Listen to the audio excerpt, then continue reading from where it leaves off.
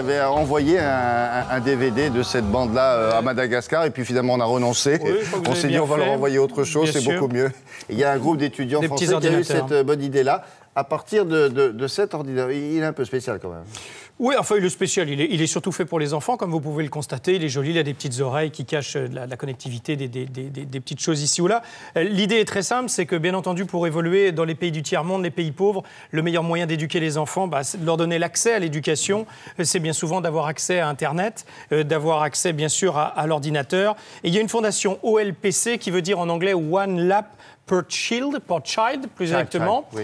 Un ordinateur portable par enfant. Voilà. C'est une association qui en a déjà vendu, j'allais dire...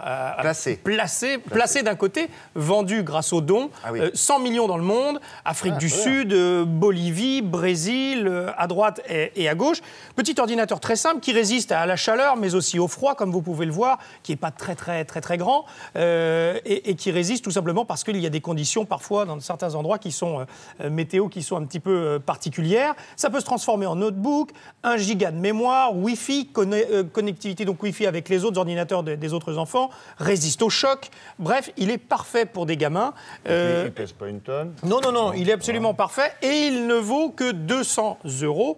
L'idée, effectivement, de certains étudiants français, c'est d'arriver à avoir suffisamment de dons pour en acheter. Il faut aller avec.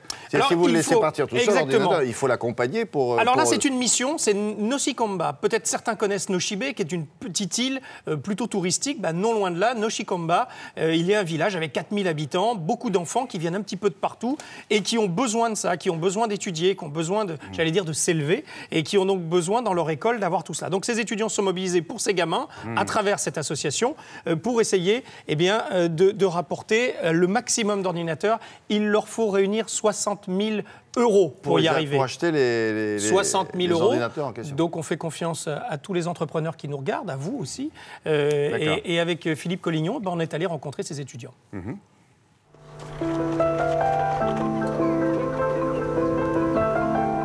name is Zimi. I'm 7 years old. I come from a place you've never heard of, a country you cannot pronounce. Our real problem is access to education.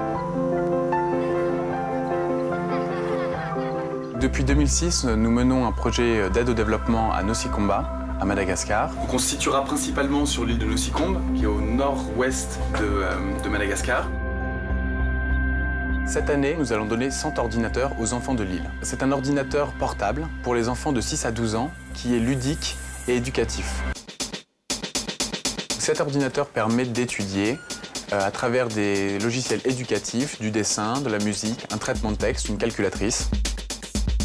Donc cet ordinateur a des antennes qui permettent d'être connecté avec les autres appareils et avec Internet.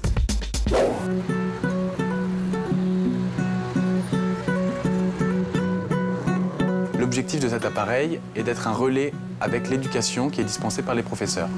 Cet appareil peut tourner sur lui-même, l'écran permet de montrer au professeur ce qui a été fait par l'élève, il permet aussi d'interagir avec les autres enfants.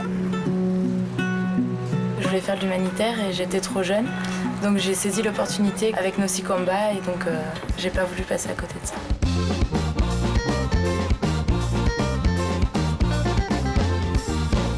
Je suis responsable du pôle événementiel dans l'association et donc j'essaye de lever des fonds aussi d'une autre manière que par le sponsoring, faire tout ce que je peux pour apporter mon aide à ce projet parce que j'ai vraiment envie qu'il aboutisse.